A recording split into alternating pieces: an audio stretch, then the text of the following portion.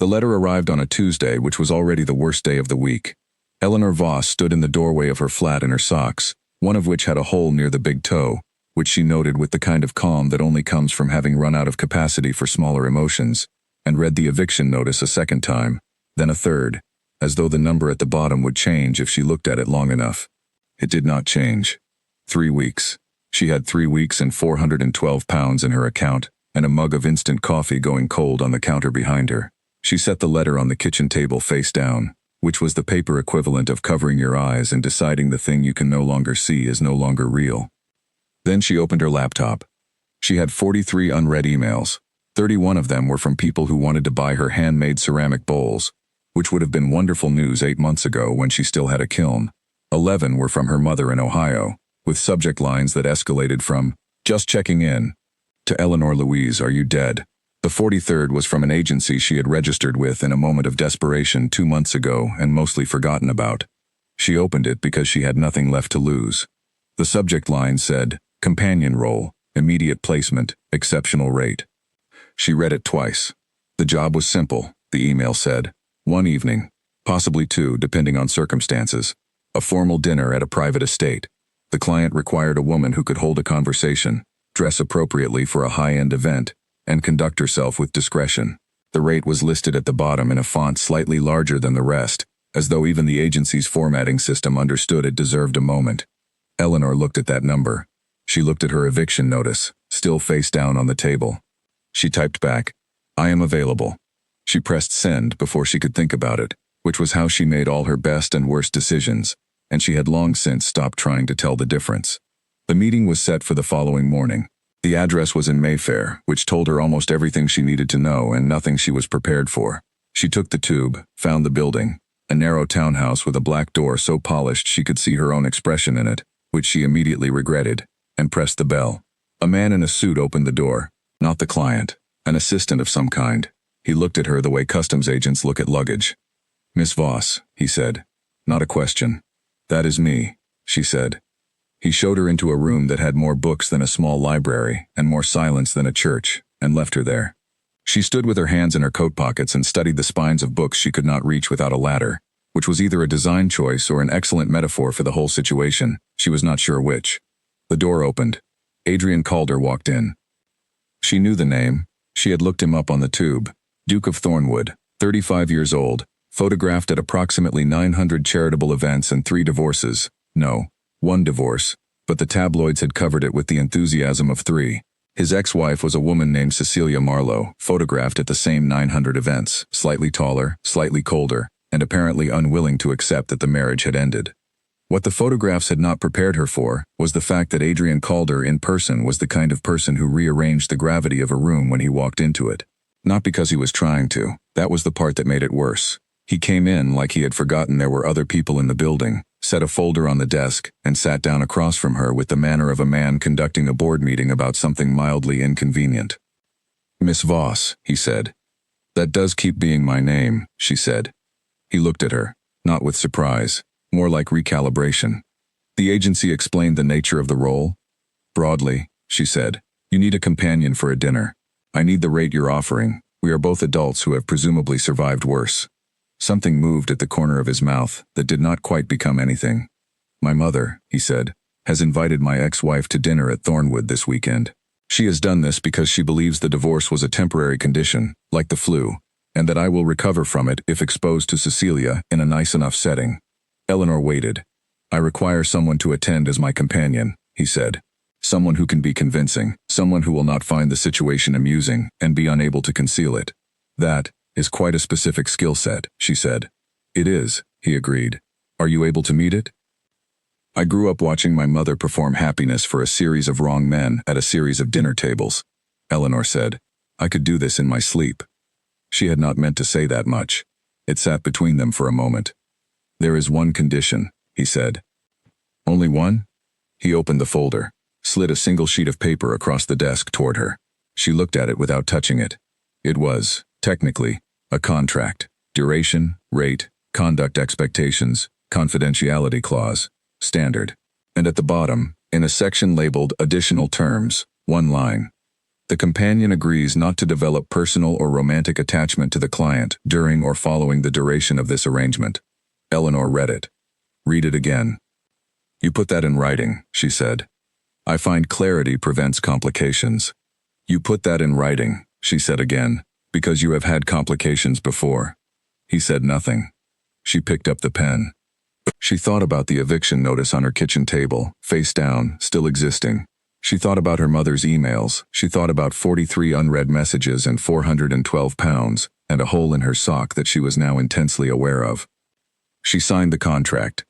She stood up and extended her hand. He shook it.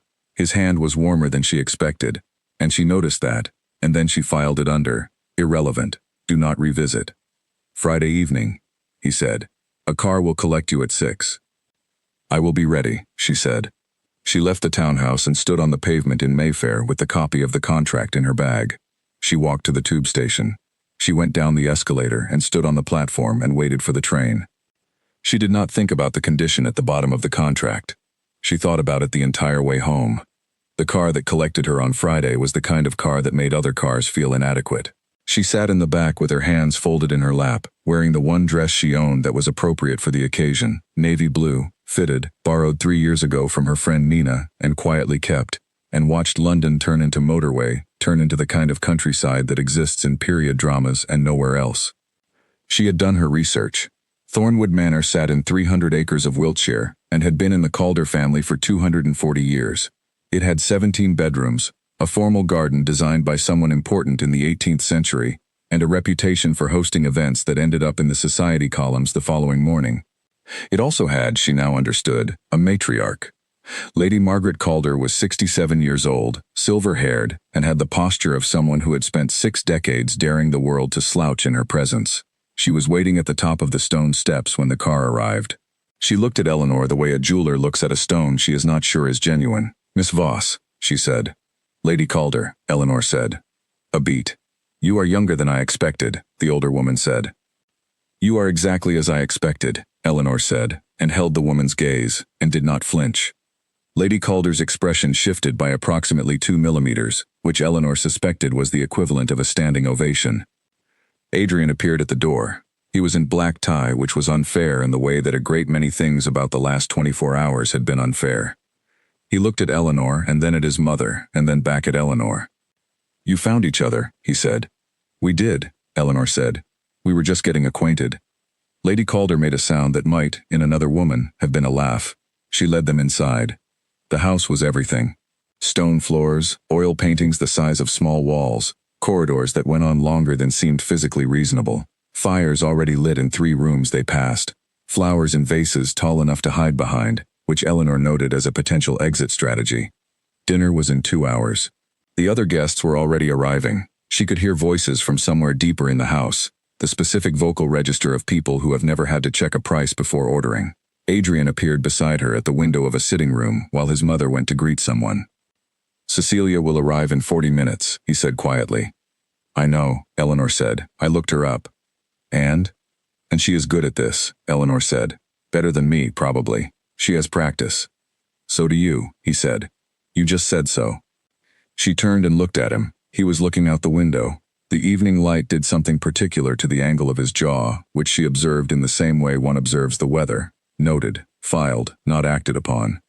There is one thing, she said. He looked at her. The condition at the bottom of the contract, she said. The one about attachment. Yes. You put it there because you were worried about yourself, she said. Not me. He said nothing. She turned back to the window. I thought you should know that I noticed, she said. I will not bring it up again. The room was quiet for a long moment. Outside, the formal garden was going dark at the edges, the hedges turning from green to shadow. A car came up the gravel drive. She watched the headlights sweep across the lawn. That will be Cecilia, he said. I know, Eleanor said. She straightened her shoulders. She had spent 28 years watching women perform things they did not feel, and she had learned every move. She was her mother's daughter in exactly one way, and tonight that was going to have to be enough. She walked toward the door to meet the evening. Whatever she was doing, she was not going to lose. Cecilia Marlowe arrived the way weather arrives, not with noise, with a shift in pressure. Eleanor felt it before she saw her. The room changed by 2 degrees. The conversations in the hallway tilted toward the entrance, and Lady Calder's posture, which was already a structural achievement, became something architectural. Cecilia was tall, not model tall in the way that photographs suggested, but tall in the way of a woman who had spent years being the most important person in every room she entered, and had allowed her spine to simply accept that as fact. She wore gray, not silver, not charcoal, actual gray, the color of a sky that has not yet decided what it wants to do, and she carried it with the ease of someone who had never worn anything that did not choose her back. She saw Eleanor in approximately 4 seconds. Not a flinch, not a flicker, just a recalibration of the same order as Adrian's had been in the office, except faster and quieter, and considerably more precise. "You must be Eleanor," Cecilia said. "I must be," Eleanor said. They shook hands. Cecilia's hand was cool and dry, and her grip was the grip of someone who had attended a great many business meetings wearing a great many beautiful things. "Adrian speaks of you often," Cecilia said. "That is kind of him," Eleanor said. "He speaks of you occasionally." Cecilia's expression did not change. Her eyes did. Something moved through them, not quite amusement, not quite threat, and then it was gone. "Well," Cecilia said, and turned toward Lady Calder with the smooth pivot of a ship that has simply chosen a new direction. Eleanor did not look at Adrian. She did not need to. She could feel him standing 3 feet to her right, and she could feel the specific quality of the silence he was maintaining, which was the silence of a man who had just watched something happen, and was not sure which way it had gone. She knew which way it had gone. Dinner was 17 people at a table that could have accommodated 30. She was seated to Adrian's right, which was either a strategic choice or Lady Calder's particular brand of theater. Cecilia was seated 4 places down, diagonal, close enough to observe, far enough to require effort to engage. Eleanor ate soup and talked to an elderly gentleman on her left about his roses. He was 90% deaf and appeared to understand approximately every third word she said, which she found unexpectedly restful. She agreed with him about the value of copper sulfate in preventing blight on climbing varieties. She had no idea whether this was accurate. He seemed pleased. Adrian watched her. She did not look at him. She knew he was doing it the way you know when a room has changed temperature, not by measuring it, but by feeling it on the side of your face that is turned away.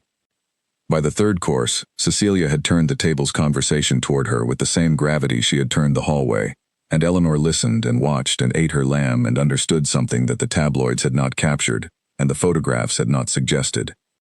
Cecilia was not cruel. She was not a villain. She was something more complicated and considerably less useful for hating. She was a woman who had loved Adrian Calder in the only way she knew how to love, which was efficiently, and had been surprised when that was not enough.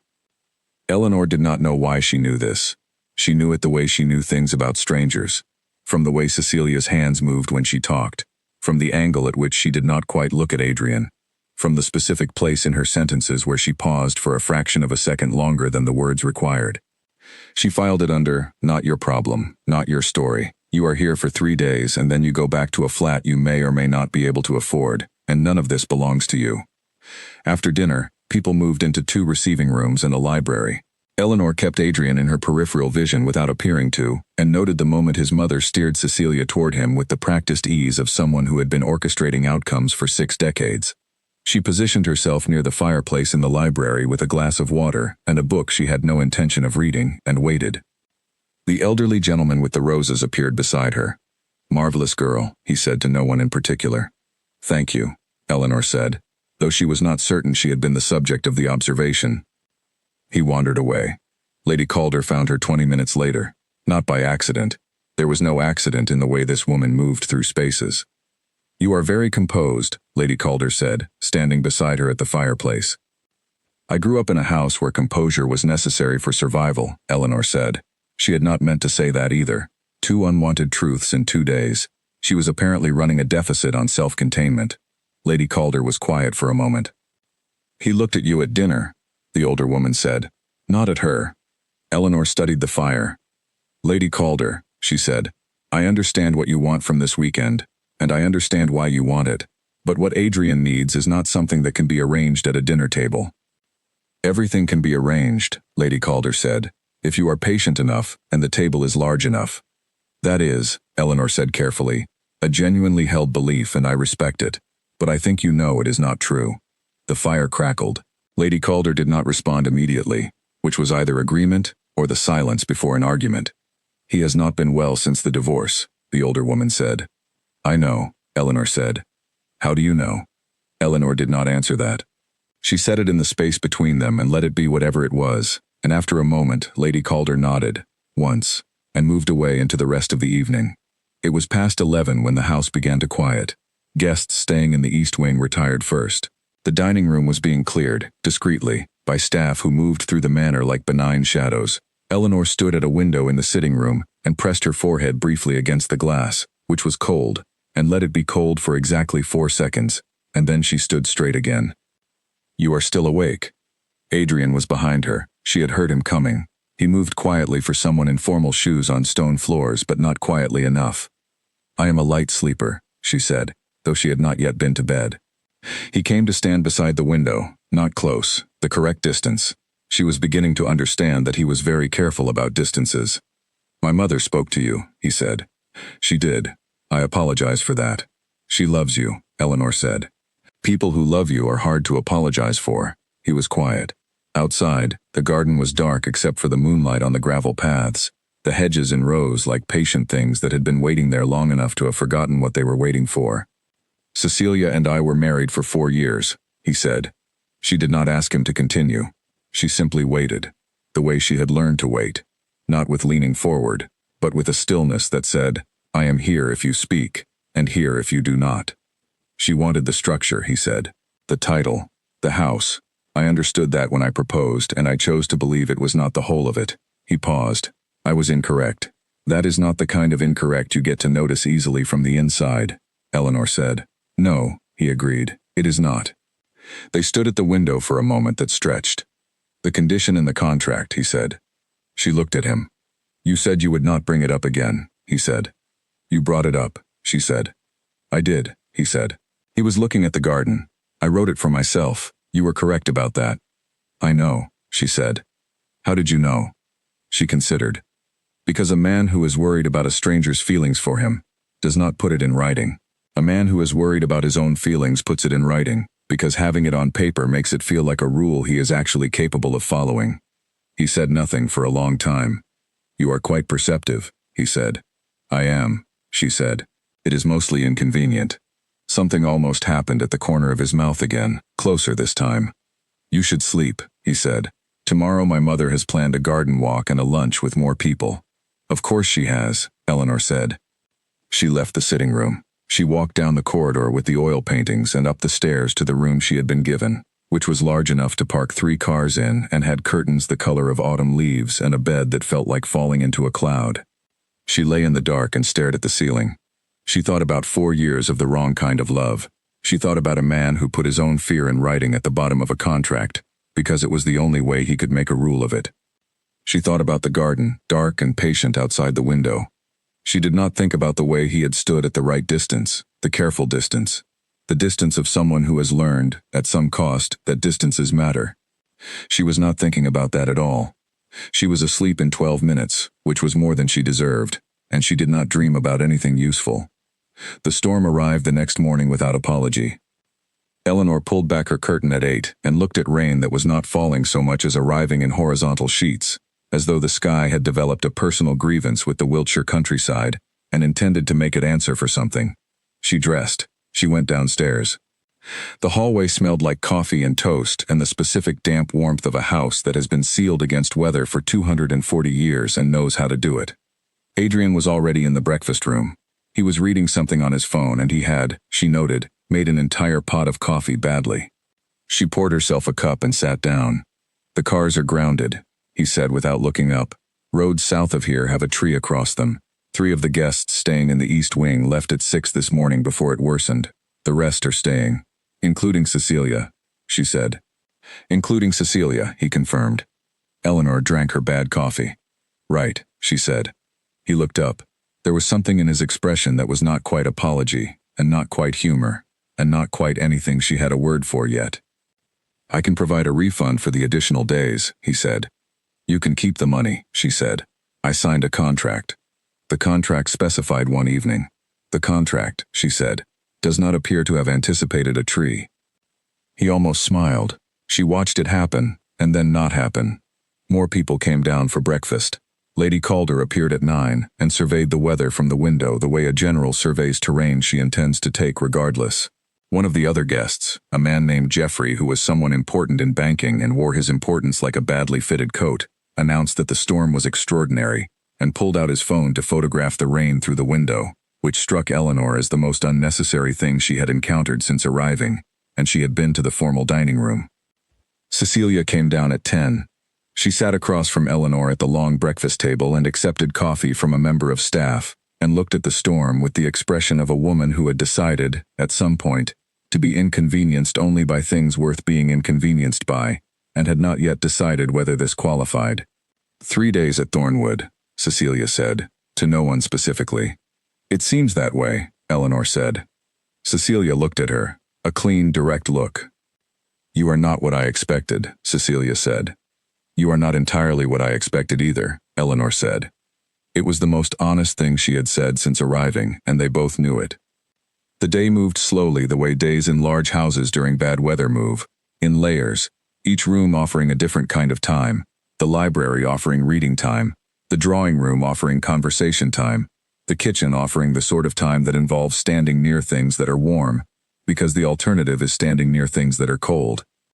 Eleanor ended up in the kitchen by mid-afternoon, not by design but because she had wandered in looking for a glass of water and found the housekeeper, a woman named Pat who had been at Thornwood for 23 years and had the kind of institutional calm that comes from having survived a great many weekends exactly like this one.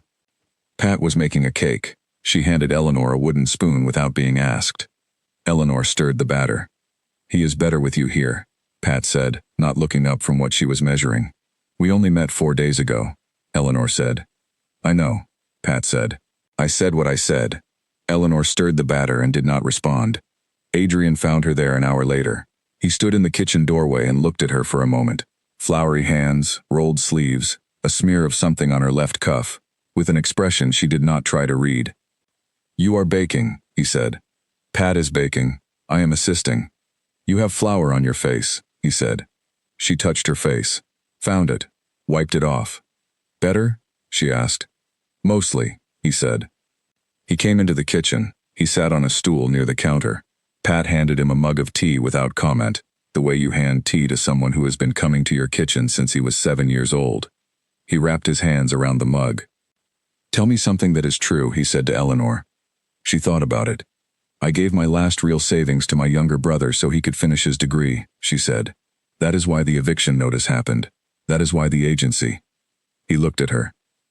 She had not planned to say it. She had said it the way you say things when you are in a kitchen making a cake during a storm in a house that is too big and has too many fires and too many rooms, and the warmth of it has gotten through the part of you that was carefully not being warmed. "You have not told anyone that," he said. Not a question. "No," she said. "It is the kind of thing people admire and then immediately offer to solve, and I do not want either. I will not offer to solve it," he said. "I know," she said. "That is why I told you." Pat said nothing. She put the cake in the oven and set a timer, and left the kitchen with the efficient invisibility of someone who understands that some conversations need to happen without an audience.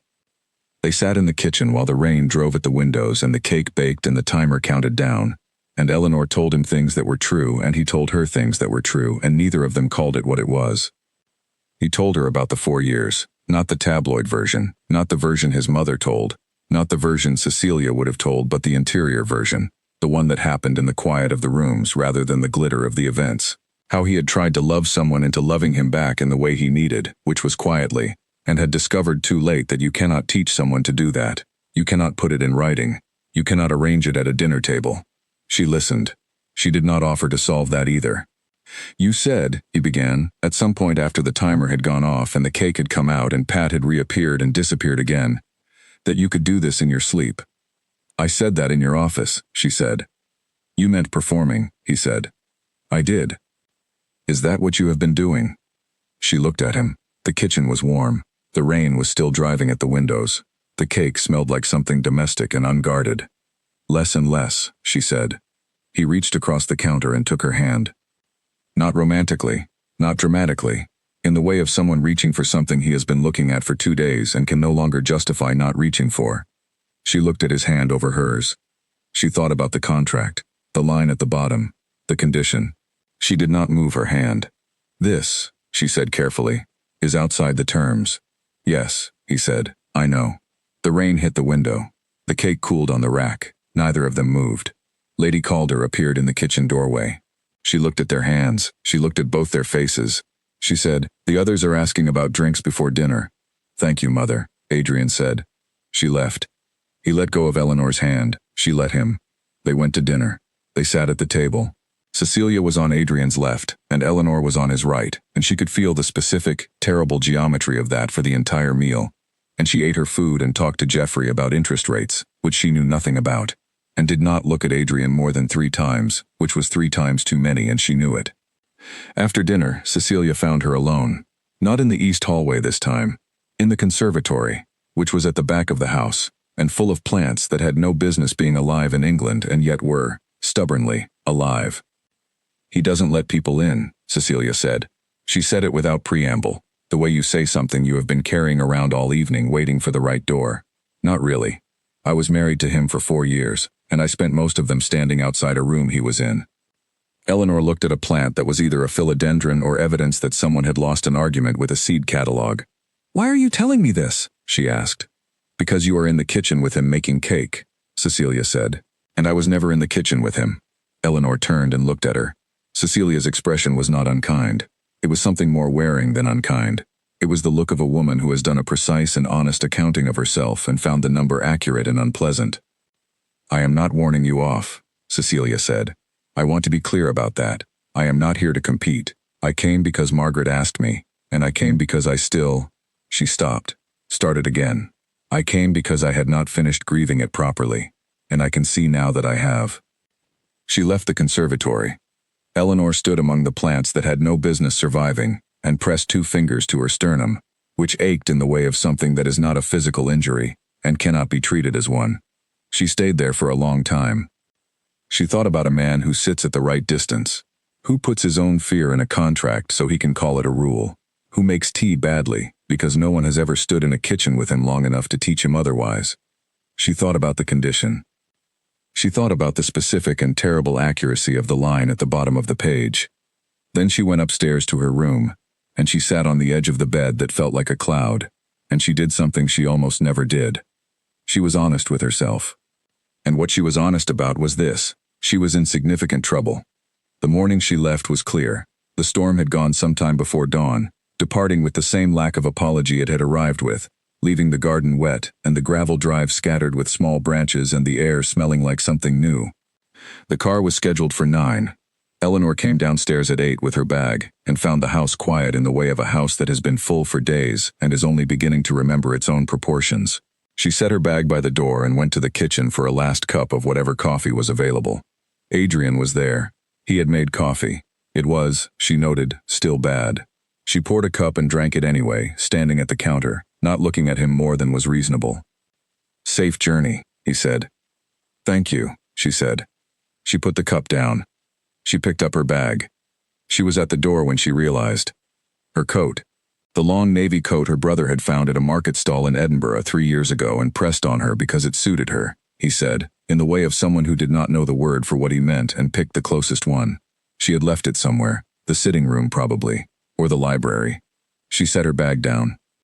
She went back through the house to the sitting room, found the coat on the chair by the window where she had left it the second evening. She picked it up. She stood by the window for a moment. The garden was wet and bright with the aftermath of the rain. The hedges stood in their patient rows. The gravel paths were dark. She had told him things that were true. He had held her hand in a kitchen, and she had signed a contract with a condition that she had, with considerable precision and no legal ambiguity, just broken. Not in action, in the part of herself that she had spent 28 years maintaining at an insulated distance from things that could cost her. She put on the coat. She walked back through the house. Adrian was in the hallway. He saw her face. She watched him see it. The contract, she said. Eleanor. The condition, she said. I need to not have done this. You have not done anything. I am about to go home to a flat that I may still be evicted from, she said. And I have spent 3 days in your house, and I have been in your kitchen, and I have told you things I have not told people I have known for years, and the condition at the bottom of the contract was specific and clear, and I have, She stopped. You have? He said. She shook her head. The car is waiting, she said. Eleanor. I know what you are going to say, she said. Do you? You are going to explain, she said. And the explanation will be correct, and it will be too late because I will already be in the car. She was at the door. Cecilia and I have been over for 7 months, he said. Whatever she told the family, whatever my mother believed, I ended it. In March. I did not correct it here because I did not think it mattered. You did not correct it because you do not choose, she said. You let things stand. You let people decide the version they prefer and you do not correct it, and that is… She stopped. The door was in front of her. I know, he said, behind her. I know that about myself. She turned. He was standing in the hallway with the portraits on both sides of him, and the morning light coming through the window at the end, and he looked, for the first time since she had met him, like a man who was not maintaining any distance at all. I have been choosing the wrong things, he said, for a very long time. Or not choosing, which is the same. She looked at him.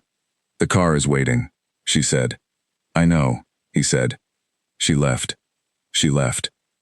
She sat in the back of the car and watched Thornwood get smaller in the rear window, the stone and the gardens and the long gravel drive, and she did not cry, which she considered a significant personal achievement, and she sat with her brother's coat in her lap and stared out the window at the road and the hedges and the countryside going past.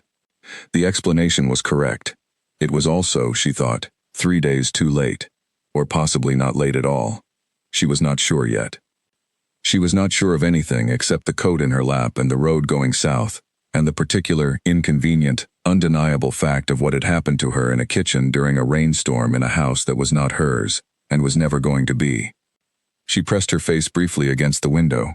Cold glass. 4 seconds. Then she sat straight and looked at the road and went home. 3 weeks passed. They were the longest 3 weeks of Eleanor's life, which was saying something, because she had once spent 2 weeks in a converted farmhouse in Derbyshire without heating in February, and another week sitting with her mother through a particularly acrimonious divorce from the third in the series of wrong men, and those had not been short weeks. These were longer. She paid her rent. The agency's payment had cleared 2 days after she returned, and it was enough. More than enough, actually, which she suspected was not the agreed rate but could not prove, and she filed it in the same place she filed everything she could not prove about Adrian Calder, which was a drawer she was aggressively not opening. She got a job, not ceramics, something administrative, 3 days a week, in an office that smelled like carpet cleaner and ambition, neither of which was offensive, exactly, but neither of which was anything. She did not call him. She had his number. The agency had provided it at the start in case of logistical issues. It was in her phone under A. Calder, Thornwood, which was what she had typed at the time and had not changed because changing it would have been an act of intention, and she was performing, with considerable effort, the absence of intention.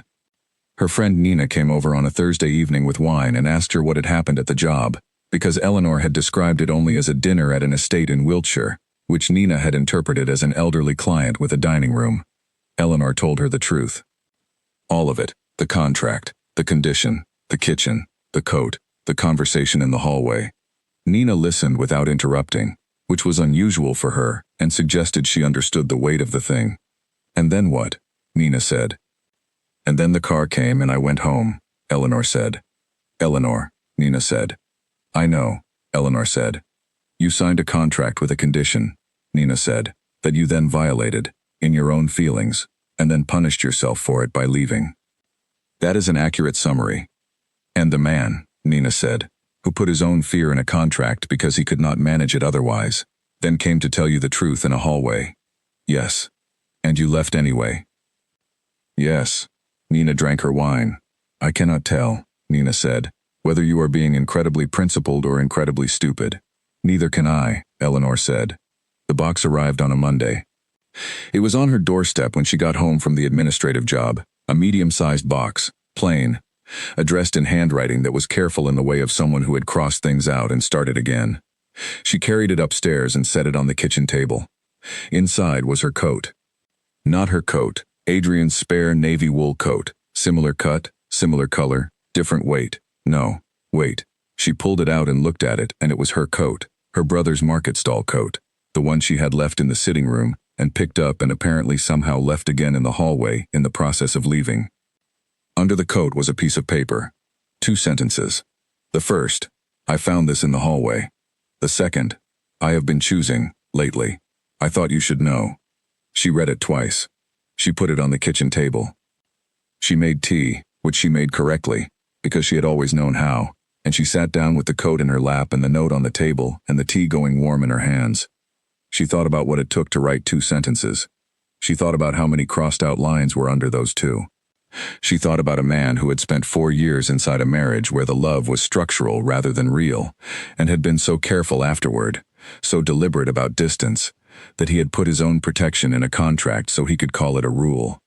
She thought about the kitchen, the bad coffee, the way he had said, "Tell me something that is true."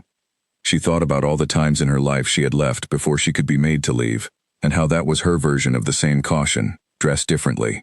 Her version of writing the condition in the contract. She did not call Nina. She did not call anyone. She sat with the coat and the note and the tea until the tea was cold, and then she stood up and she did something she had not planned to do, which was the way she made all her best and worst decisions, and she still could not tell the difference. She went to find her keys. She took the tube north and then a train from Paddington and arrived in Wiltshire 2 hours later in a taxi from the station that cost more than she wanted to think about, and she stood at the end of the long gravel drive at Thornwood on a Tuesday evening in the early dark with her brother's coat buttoned against the cold. The house had lights on in the downstairs windows. The garden was the kind of dark that is not frightening but rather patient. She walked up the drive. She rang the bell. The door opened. Adrian stood there. Not the assistant. Him. In an ordinary sweater and no particular occasion, and the expression of someone who has opened a door without expecting what is on the other side of it. He looked at her. She looked at him. "You came," he said. "I got your note," she said. A beat. "I know the note was 2 sentences," he said. "They were good sentences," she said.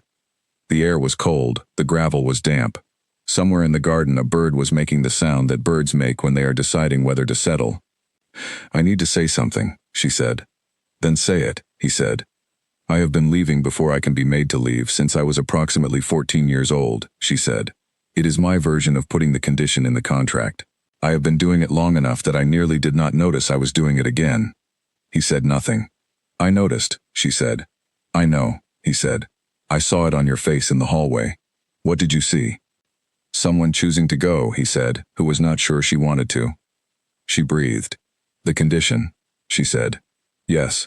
I broke it," she said. "The one you set. I broke it before I left. In the kitchen, probably, possibly before that." "I know," he said. "You put it there to protect yourself," she said. "I know." "It did not work," she said. "No," he said, "it did not." She looked at him in the doorway of his house with the light behind him and the garden dark at her back, and thought about all the versions of this moment, in all the wrong kitchens, and all the wrong dinner tables, and all the performances of happiness she had witnessed and been asked to participate in. This was not a performance. That was the terrifying part. "I am not asking for the title or the house," she said. "I am not asking for anything that requires paperwork. I am asking for something without fine print and without a condition at the bottom of the page and without a term length." "And what is that?" he said. "Something real," she said. "That is all. Just the part that is actually happening." He stepped back from the door. Not away, back, to let her in. She stood on the threshold. The house was warm behind him. The garden was dark and patient behind her. "The tea in this house," she said, "is made very badly." "I have been told," he said. "I will teach you," she said. Something happened at the corner of his mouth, all the way this time. Complete. She stepped inside. He closed the door behind her. The garden stayed where it had always been, patient and dark and fully itself, and the lights stayed on in the downstairs windows, and the bird in the garden settled. There was no contract for this. That was the condition she had never expected, that it could exist without one.